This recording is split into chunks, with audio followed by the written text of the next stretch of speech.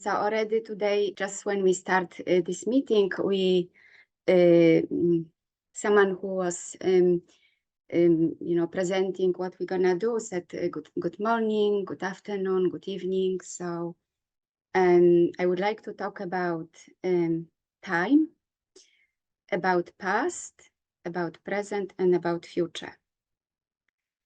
And we, in day-to-day life, we talk directly or indirectly a lot about time, and how the time is perceived in Zen practice is very interesting.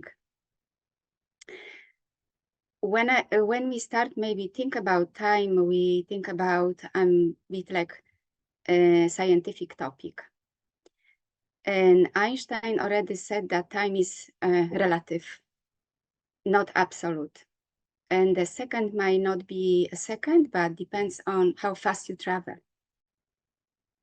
So this is very, very interesting. And so we have sometimes as well, we learn from time to time that scientific approach to time is changing while the science is developing. So just one question: is the regular human think a lot about time?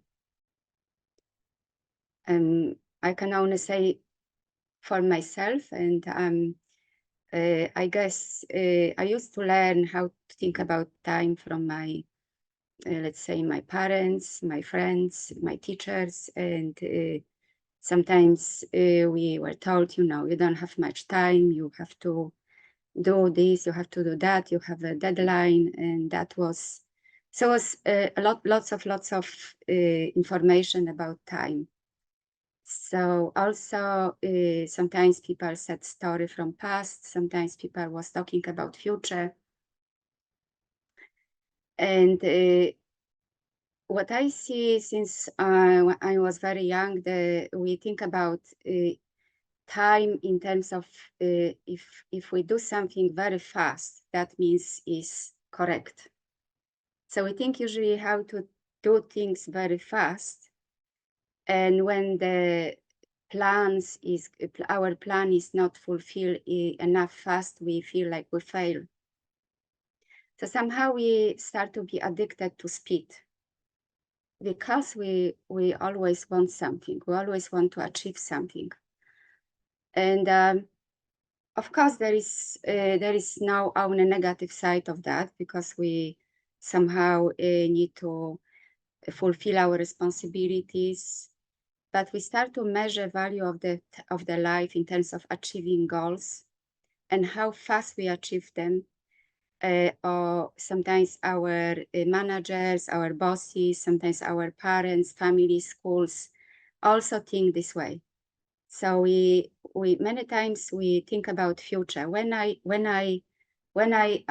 achieve my goal, when I get there, and sometimes I remember when I was still sometimes meet my colleagues, and we talk about kongans, and even in terms of like approaching kongans, we think about how when I'm gonna actually pass the kongan, when I'm gonna have an answer. So this is something what we are developing, and through our human development. And at the same time, we see that sometimes we meet children on the street, and we see someone is walking with dog, and and the way how children react is very focused. They just express some joy. They are really in the moment. But nowadays, when we get older and older, we start to think in certain way, and we start to think about past, what I have done correct in the past, what I haven't done correct in the past. And then we think, and then we start to develop some kind of habits, and then we start to develop some beliefs. And then that really is something which start to bother us. And at the same time, we think, when we gonna stop? When we gonna stop? So even when we learn about meditation, sometimes we go the same way. So we really cannot get to the moment. So Zen many times already, Doksan said Zen means being. Zen means this moment. And sometimes it's quite difficult to understand what is this moment. We can make some let's say ideas what is the moment, but to have experience is quite difficult. So some practice is necessary, and some people choose let's say distraction as a practice. Some people just start to read books, and it's not always distraction. Sometimes books bring us lots of knowledge and inspiration, but more action sometimes. That's what a human trying to deal with past with the future, being kind of stuck either with the past or with the future. So this thinking about past and future take us very far from the moment. And sometimes we think, is this bad or good if we think about past and if we think about future? And we can only see how is this affecting our life. And so how we can actually sometimes we feel, oh, this is very bad.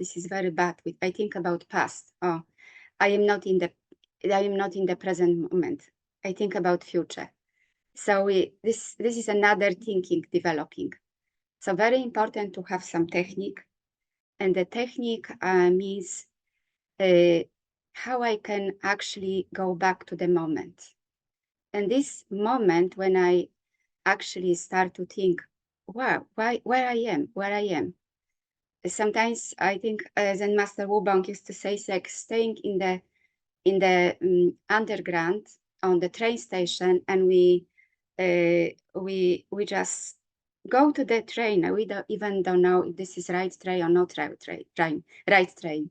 But from one point, we actually start to notice where I am. And this moment is very important. This moment of noticing, sometimes Bodhidharma called this is moment of awareness. And we as a human, equally as we can think about different things and develop our thinking, very constructive thinking, developing thinking, we have also ability to experience this noticing. It means awareness. So this is very, very important. But one of the Theravada teacher said recently, only noticing once is not enough.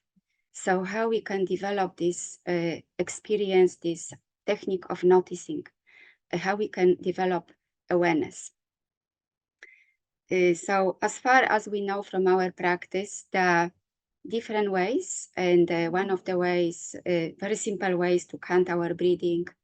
And the moment when we count our breathing, for example, from 1 to 10, starting from inhalation, and exhalation will be 10, then we can do this for maybe 5-10 minutes, and then we get to the point we ask ourselves where I am with counting, and then this moment is very important. And how usually a human use this moment? Usually a human use this moment in a way of self-blame, or even more thinking, or sometimes, I have to think about, or sometimes, why I still think about it. So we got this very smart technique. We just come back to one and start again. Just come back to one and start to one. So the being patient is very important. This is one of the very, very important value, which is very helpful in our practice. Sometimes in Zen Master Seung Sahn, probably his teachers call this moment try mind. So try mind is very important, somehow to go back to practicing moment, to practicing moment. So then our actually past can be a process. Our thinking about future can be process. And somehow, whatever we experience, sometimes people have idea we had this very heavy karma. Sometimes we have quite good karma, but we can somehow process everything what we experience in the past. And when we process, it's like kind of transforming something what was very difficult with something what is very helpful, and it turns to our wisdom and compassion, so we can help others. So already ancient teachers said this moment of awareness is very important. So as much as human mind is full of thinking, we also have, as I said, ability to stop. And unfortunately, we don't use very often our awareness, our noticing, but we can do this in day-to-day life.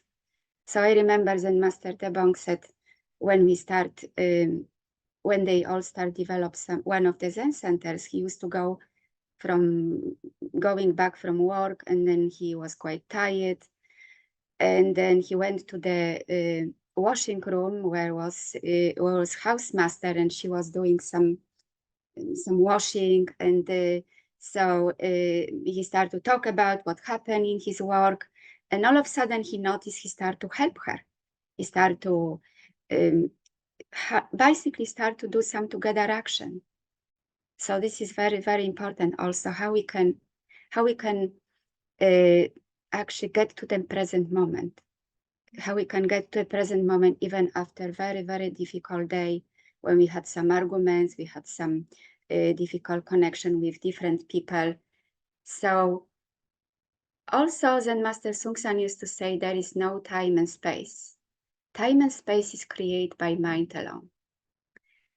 So we have this power to create our thinking, but we also have a power to stop our thinking. And somehow by meditation or being together or practicing moment mind, we can process thinking, and we can turn this thinking to our wisdom and our compassion. So at the end of my talk, I would like to